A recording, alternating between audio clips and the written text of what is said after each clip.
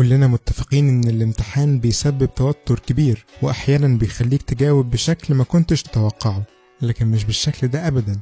هنوريك دلوقتي اغرب اجابات اتكتبت في الامتحان لحد النهاردة.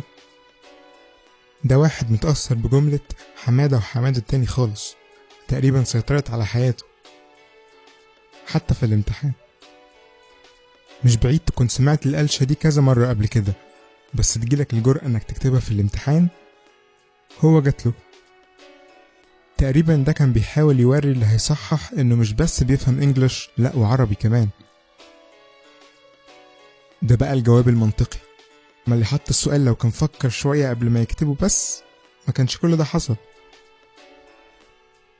كلنا قعدنا سنين وسنين بندور على الاكس، ده هو اللي لقاها بقى.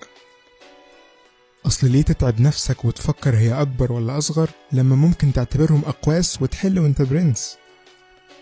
هنا المنطق يقف عاجز. اصل ما يقدرش يقوله غلط. حط نفسك مكان اللي بيصحح كده، ما ينفعش.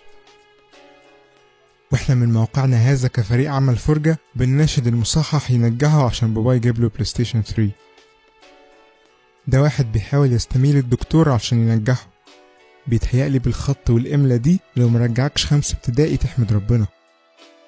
لو عجبك الفيديو اعمل سبسكرايب للقناة عشان تشوف فيديوهاتنا الجديدة، ولو عايزنا نكمل ساعدنا ننشر فيديوهاتنا واعمل لها شير على فيسبوك وجوجل بلس. وكمان تقدر تشوف فيديوهاتنا اللي فاتت كلها من هنا.